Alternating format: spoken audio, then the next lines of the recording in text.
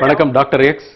Hello, Sathya new வாஷர்மன்பேட்ல இருந்து பேசுறேன். சொல்லுங்கம்மா, உங்க வயசு என்னம்மா? என்னோட ஏஜ் வந்து 25. சொல்லுங்கம்மா. வணக்கம் சத்யா, சொல்லுங்க. மேரேஜ் 9 மந்த் ஆயிடுச்சு. இப்போ ஆகஸ்ட் வந்தா 1 இயர் ஆகும். இன்னும் எனக்கு ஹலோ சொல்லுங்க. இன்னும் நான் பிரெக்னென்ட் ஆகல. 6 மந்த் மேரேஜ் ஆயிட்டதுக்கு அப்புறம் டாக்டர் கன்சல்ட் பண்ணதுக்கு வந்து சொல்லுங்க 2 டேப்லெட் எழுதி தந்தாங்க. கேஸ்ட்ரைன் குளோம் இன்ஃபெக்ஷன் இருந்தா சரியாயிடும் யூட்ரஸ்லன்னு. சரிங்க. அப்புறம் டேட்லாம் குறிச்சு தந்தாங்க. இந்த மாதிரி கருமுட்டை உருவாகிற டேட் அப்ப ட்ரை பண்ணுங்க. சரிங்க. அவங்க சொன்ன மாதிரி எல்லாமே பண்ணிட்டோம். ஆனா வந்து எனக்கு இன்னும் குழந்தை நிக்கல. மென்சஸ் டேட் வந்து 7 டேஸ் தள்ளி போகுது. சரிங்க. இப்போ வந்து என்ன சொல்லுங்க, டிவிலாம் சொல்றாங்க டாக்டர்லாம் 2 பேரும் ஃபுல் சாட்டிஸ்ஃபேக்ஷன் ஆனாதான் குழந்தைலாம் நிக்கும் சொல்றாங்க. அது எந்த அளவுக்கு உண்மைன்னு தெரியணும். அப்புறம் ஆஃப்டர் செக்ஷுவல் இன்டர்கோர்ஸ்க்கு அப்புறம் எனக்கு யூரின்ல வந்து அந்த ஒயிட் கலர்ல நிறைய டிஸ்டர்ஜ் ஆகி போயிடுற மாதிரி தெரியுது. சரிங்க.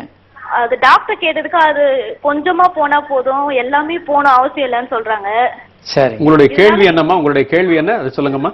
சொல்லலாம். இல்ல இவ்வளவு நாள் ஆயிடுச்சு. அது இப்ப இனிமேல் டாக்டர் கன்சல்ட் பண்ணலாமான்னு கேக்குறேன். 2-3 கேள்வியா கேட்டிருக்கீங்க. ஒன்னொன்னா நான் சொல்றேன். ஒண்ணு வந்துங்க, ஒரு தம்பதி, உங்களுக்கு எல்லாம் 25 வயது தான் ஆகுது. ஒரு தம்பதியினர் வந்து 1 வருடம் இடையறாது தாம்பத்திய உறவு வைத்துக் கொள்கிறாங்க. எந்த கான்ட்ராசெப்ஷனும் தடுப்பு முறைகளும் உபயோகப்படுத்தாமல் 1 வருடம் தாம்பத்திய உறவில் ஈடுபட்டும் கருத்தரிக்கலன்னா தான் அவங்க கவலைப்படணும். நீங்க 6 மாதம் தான் ஆயிருக்குன்றீங்க, கவலைப்பட வேண்டியதில்லை. கொஞ்ச நாள் பொறுத்திருக்கலாம். இல்ல நிச்சயமாக உங்களுக்கு ப்ரெஷர் இருக்கு, மாமியார் கேட்கறாங்க, அவங்க கேட்கறாங்க, பிரச்சனையா இருக்குன்னா நீங்க ஒரு நல்ல மருத்துவரை அணுகி இதுக்கான ஆலோசனை பெறலாம். இரண்டாவதாக, 2 பேரும் உச்சகட்டம் அடைந்தாதான் கர்ப்பமாகுமா அப்படின்னா அது உண்மை அல்ல. ஆண் உச்சகட்டம் அடைவது கண்டிப்பா வேணும், ஏன்னா அப்பதான் விந்து வெளியேறும். பெண் உச்சகட்டம் அடைவாங்க அப்படின்னா இந்தியாவில் இவ்வளவு ஜனத்தொகையே இருக்காது. ஏன்னா பெரும்பாலான பெண்கள் உச்சகட்டம் அடைவதில்லை. ஆனா எல்லாரும் கர்ப்பமாகி பல குழந்தையை பெற்றுக்கிறாங்க. அதனால 2 பேரும் உச்சகட்டம் அடைவது வேண்டியது அவசியம் இல்லை குழந்தை பேருக்கு. ஆனா ஒரு இன்பமான வாழ்க்கைக்கு 2 பேரும் உச்சகட்டம் அடையணுமானா கண்டிப்பா அடையணும். ஒரு தொழில் நீங்க 2 பேரும் சேர்ந்து பண்றீங்க, ஒருத்தரே லாபத்தை எடுத்துக்கிட்டு இருந்தா இன்னொருத்தருக்கு அதுல என்ன இன்ட்ரெஸ்ட் இருக்கும்? அதனால 2 பேருக்குமே இனிமையாக அந்த ஒரு தாம்பத்தியம் அமைய வேண்டும். அது வாழ்க்கைக்கு முக்கியம். மூன்றாவதாக நீங்க சொன்னது வந்து தாம்பத்திய உறவு பண்ணிக்கிட்டு முடித்த உடனேயே விந்தெல்லாம் வெளியே வருது அப்படின்னு சொன்னீங்க. அது உண்மையான விஷயம். ஏன்னா விந்து திரவத்தில் வந்து 95% வந்து திரவமும் 5% உயிரணுக்களும் இருக்கும். இந்த 5% அணுக்கள் மட்டும்தான் ஊர்ந்து கொண்டு மேலே போய் கர்ப்பப்பையை அடையும். 95% திரவம் வந்து கர்ப்பப்பைக்குள்ளே போக முடியாது, அது வெளியே தான் வரணும். ஒரு 2 நிமிடங்கள்லையும் வரலாம். இல்லை நீங்க தூங்கிட்டீங்க, பெட்ல ஆழ்ந்து தூங்கிட்டீங்கன்னா மறுநாள் காலையில் நீங்க எந்திரிச்சு நடக்க ஆரம்பிச்சுன்னு வெளியே வந்துடும். ஸோ நீங்க எப்போ எந்திரிச்சு நடக்க ஆரம்பிக்கிறீங்க, மூவ் பண்றீங்களோ உடனே அந்த திரவம் 95% திரவம் வரும். இது வந்து தான் ஆகணும். இதுல நீங்க பல பேர் குழப்பமா இருப்பாங்க. அது ஒரு இயற்கையான நிகழ்வு. இதை பார்த்து நீங்க பயப்பட வேண்டாம். நீங்க கர்ப்பமடைவதற்கு வாழ்த்துக்கள். பயப்பட வேண்டாம். இன்னொரு 6 மாசம் கழிச்சே நீங்க ட்ரீட்மெண்ட் ஆரம்பிங்க. விளம்பர இடைவெளிக்கு பிறகு நம்ம தொடரலாம் டாக்டர். விளம்பர இடைவேளைக்கு பிறகு டாக்டர் எக்ஸ் நிகழ்ச்சி தொடரும், இணைந்திருங்கள். இடைவேளைக்கு பிறகு டாக்டர் எக்ஸ் நிகழ்ச்சி தொடர்கிறது. நீங்கள் அழைக்க வேண்டிய தொலைபேசி இலக்கம் 42059292. ஒரு தொலைபேசி அழைப்பு டாக்டர், நம்ம தொடரலாம். ஹலோ, வணக்கம் doctor X. Good evening doctor. சொல்லுங்க. Good evening. சொல்லுங்க சார். ஆக்சுவலா எனக்கு ஏஜ் 26 ஆகுதுங்க டாக்டர். சொல்லுங்க சார். சொல்லுங்க சார். உங்க பேருங்க? ஆக்சுவலா கார்த்திக். சொல்லுங்க கார்த்திக். என்னோட ஆண்குறி வந்து ஸ்டிஃபா இருக்க மாதிரி இருக்கு. சரிங்க. ஆனா வந்து நான் காண்டம்ஸ் போட்டு பண்ணும்போது எனக்கு வந்து ஜஸ்ட் அந்த ப்ரெஷர் இருக்க மாட்டேங்குது. ஜஸ்ட் உள்ளுக்குள்ளார பண்றதுக்கு அந்த ப்ரெஷர் இருக்க மாட்டேங்குது. காண்டம்ஸ் இல்லாம பண்ணா வந்து எனக்கு ஈஸியா இருக்க மாதிரி இருக்கு. ஓஹோ, அது எதனால எங்க இருக்கும் டாக்டர்? அதாவது காண்டம் போடும்போது இருக்கக்கூடிய டைம் இருக்கு இல்லையா, அந்த டைம்ல வந்து உங்க மனம் வந்து டைவர்ட் ஆகிறதுனால சில பேருக்கு விரைப்புத்தன்மை டக்குன்னு குறைய ஆரம்பிச்சிடும். அதனால் அந்த விரைப்புத்தன்மையை பொறுத்த வரைக்கும் டைவர்ட் ஆகிறவங்களுக்கு குறையும், டைவர்ட் ஆகாமல் இருந்ததுன்னா குறையாது. அப்போ உங்களை மாதிரி நண்பர்களுக்கு வந்து மனைவியோட நீங்கள் தாம்பத்திய உறவு பண்ணுறீங்க அப்படின்னா காண்டம் போன்ற தடுப்பு முறைகளை உபயோகப்படுத்தாமல் மாத்திரைகள் அல்லது மற்ற காப்பர் டீ போன்ற மற்ற தடுப்பு முறைகளை உபயோகப்படுத்துங்க. மற்ற பெண்களோட விஷயங்களை நீங்கள் தடுக்க வேண்டும். அப்படி தவிர்க்க முடியலை அப்படின்னா நீங்கள் காண்டம் யூஸ் பண்ணிட்டு வேற மாத்திரைகள் மருந்துகள் தொடர்ந்து யூஸ் பண்ண வேண்டியது இருக்கும். அல்லனா என்ன காரணத்தினால இந்த மாதிரி விரைப்புத்தன்மை கொஞ்சம் குறையுது அப்படின்றத சில டெஸ்ட்டுகள் மூலமாக கண்டுபிடித்து அதை சரி செய்து கொள்ள வேண்டியது இருக்கும். நன்றி டாக்டர். பாலியல் பிரச்சனைகள் அப்படின்னு அதை வரிசைப்படுத்தினோம்னால் அதில் நிறைய பிரிவுகள் இருக்கின்றன. அந்த நோய்களுக்கு பிரச்சனைகளுக்கான பல காரணங்கள், பல பிரிவுகள் இருக்கின்றன. ஆனால் இதுல நிறைய பர்சன்டேஜ்னு சொல்லுவாங்களா, அதிக விகிதாச்சாரத்தை கொண்டது அப்படின்னு எடுத்துக்கிட்டோம்னா அந்த எழுச்சியின்மைங்கிற ஒரு குறைபாடு. அதை பற்றிய ஆராய்ச்சிகள் ஒவ்வொரு காலகட்டத்திலையும் எல்லா துறைகளையும் நடந்து கொண்டே இருக்கின்றன. சமீபத்தில் கூட நீங்க இந்த மாதிரி அது சம்பந்தமான ஒரு ஆராய்ச்சிக்கு மேலை நாடு சென்று வந்ததாக கூட. இப்ப சமீபத்தில் ஆராய்ச்சிகளின் படி இந்த லேட்டஸ்ட் டெவலப்மெண்ட் சொல்லுவாங்களே, அதனுடைய சமீபத்திய முன்னேற்றம், இந்த எழுச்சியின்மை குறைபாடுகளை தவிர்ப்பதற்கான சமீபத்திய முன்னேற்றம் என்னன்னு கொஞ்சம் விளக்கமா சொல்லுங்க.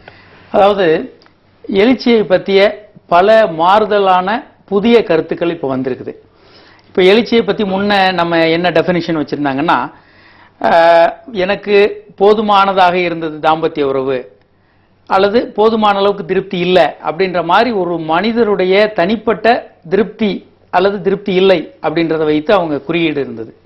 ஆனால் அது வந்து சப்ஜெக்டிவாக இருக்கு, ஆராய்ச்சிக்கு உகந்ததாக இல்லை அப்படின்னு சொல்லிட்டு இப்போ அமெரிக்கன் அசோசியேஷன் வந்து புதிய கிளாசிஃபிகேஷன் கொண்டு வந்திருக்காங்க.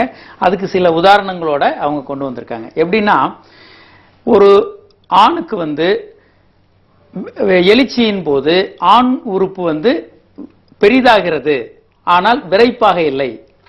இது வந்து ஒரு ஸ்பாஞ்ச் மாதிரி அல்லது டோஃபுன்னு சொல்லுவாங்க. டோஃபு மாதிரி பெரிதாகிறது ஆனால் விரைப்பு இல்லை. இதை வைத்துக்கொண்டு தாம்பத்திய உறவுல அவங்க ஈடுபட முடியாது. இது வந்து கிரேட் 1ன்னு சொல்றோம். கிரேட் 2 என்பது அந்த உரித்த வாழைப்பழம் மாதிரி ஓரளவுக்கு பெரிதாகும், விரைப்பு தன்மை இருக்கும், ஆனால் தாம்பத்திய உறவுல ஈடுபட முடியாது. இது கிரேட் 2 அப்படின்னு சொல்றோம். கிரேட் 3 அப்படின்றது தோளுடைய வாழைப்பழம். இதுல வந்து முழுமையான விரைப்புன்னு சொல்ல முடியாது, ஆனா இவங்க வந்து தாம்பத்திய உறவுல ஈடுபட முடியும். கிரேட் 4 அப்படின்றது முழுமையான எழுச்சி, ரிஜிட்டான ஆணுறுப்பு. ஒரு 15-16 வயதுல தான் ஒரு எழுச்சி வர்ற மாதிரியான ஒரு விரைப்பு. இது ஒரு வெள்ளரி காய் போல ஒரு விரைப்பு. அப்ப இது வந்து ஆராய்ச்சிகளின் போது இந்த கிளாசிபிகேஷன் வந்து மிக பயனுள்ளதாக இருக்கும். அப்போ ஒரு எழுச்சியினுடைய அளவுகோல் அப்படின்னும் போது எளிமையாக இவங்க புரிந்துக்கலாம். இப்ப நமக்கு முதல்ல ஒருத்தர் டெலிபோன் காலர்ல கூட எனக்கு விரைப்பு குறையுது அப்படின்னாரு. அவங்களே கூட எவ்வளவு டிகிரி குறையுது அப்படின்றத மெஷர் பண்ண முடியும். ஸோ அவங்க சில நேரம் பல பேர் என்ன நினைக்கிறாங்கன்னா, எப்பயும் ஒரு இரும்பு மாதிரியான அல்லது மரைக்கட்டை மாதிரியான விரைப்பு இருக்கணும் அப்படின்னு நினைக்கிறாங்க. அப்படியெல்லாம் இருக்கிறது சாத்தியம் இல்லை. அதிகபட்ச விரைப்பே ஒரு வெள்ளரிக்காய் போல இருக்கிற விரைப்பு தான் ஒரு ஆணுறுப்பினுடைய விரைப்பு தன்மை. இதை ஒட்டி பல மாறுதல்கள், பல புதிய கண்டுபிடிப்புகளும் போய்கிட்டு இருக்கு. நான் சமீபத்தில் போனது வந்து வாஸ்ன்னு சொல்லி வேர்ல்டு அசோசியேஷன் ஆஃப் செக்ஸாலஜியுடைய காங்கிரஸ் ஸ்வீடன்ல. ஒரு முக்கியமான ஒரே ஒரு தகவல் சொல்லணும், அதான் ஸ்வீடன்ல 1952 செக்ஸ் எஜுகேஷன் இருக்கு. உலகத்திலேயே முதல் நாடு செக்ஸ் எஜுகேஷனை பரப்பிய நாடு ஸ்வீடன். அந்த நாட்டு மக்கள் ரொம்ப ஆரோக்கியமாகவும் HIV போன்ற நோய்கள் மிக மிக குறைவாகவும் அந்த நாட்டில் இருக்குது. மனிதர்களும் மிக ஆரோக்கியமான நல்ல செக்ஸும் வச்சு கொண்டு இருக்காங்க. சந்தோஷம் டாக்டர். ஒரு தொலைபேசி அழைப்பு மறுபடியும் தொடரலாம். ஹலோ, வணக்கம் டாக்டர் எக்ஸ். நான் மதுரையிலேருந்து சேகன் பேசுறேன். என்னோட வயது 40. ஓகே. ஜென்ஸ் பொதுவாக ஏன் ஃபேமிலி பிளானிங் பண்ணிக்க மாட்டேங்கிறாங்க? பண்றது 100% சேஃப்டி தானே, பக்க விளைவுகள் இல்லாம இருக்குமான்னு தெரிஞ்சுக்க விரும்புறேன். அதாவதுங்க, ஒரு 20 ஆண்டுகளுக்கு முன்பாக இந்த குடும்ப கட்டுப்பாடு ஆரம்ப காலகட்டத்தில் வந்து ஆண்கள் வந்து மிக பெருமளவுல செய்யற மாதிரி கட்டாயம் இருந்தது. கொஞ்சம் ஃபோர்ஸிபிளா கூட அதை பண்ணாங்க. சஞ்சய் காந்தி அவருடைய பீரியட்ல இது மிக பெரிய அளவுக்கு பண்ணப்பட்டது. ஒரு கேம்பெயினாக நடந்தது. ஆயிரக்கணக்கில் கேஸ் பண்ணிக்கிட்டே இருந்தாங்க இந்தியா முழுவதும். ஆனா அதுக்கு அப்புறம் வந்து கொஞ்சம் கொஞ்சமாக இது வந்து பெண்கள் மீது சுமத்தப்பட்டது. ஆண்களுக்கு பண்றது ரொம்ப எளிது. ஒரு நாள்ல அவர் வீட்டுக்கு வந்துடலாம், அவர் எல்லா வேலைகளையும் செய்யலாம். ஆனா நம்ம நாட்டை பொறுத்த வரைக்கும் கண்ட்ரோல் அண்ட் டிபெண்டன்சின்னு நாம சொல்லுவோம். ஆண் வந்து ஒரு பிரெட் வின்னர், அவர் வந்து பெண்ணை கண்ட்ரோல் பண்றதும் பெண் அவரை டிபெண்ட் பண்ணியா இருப்பாங்க. அதனால பெண்கள் ஹாஸ்பிட்டல்ல இருக்கும்போது அவங்களுக்கு வந்து சம்பள இழப்பு அப்படின்லாம் பிரச்சனை இல்லை. அதனால டெலிவரி முடிஞ்ச உடனே அந்த பெண்ணுக்கே ஆபரேஷன் பண்றதுன்ற பழக்கம் வேகமாக வந்தது.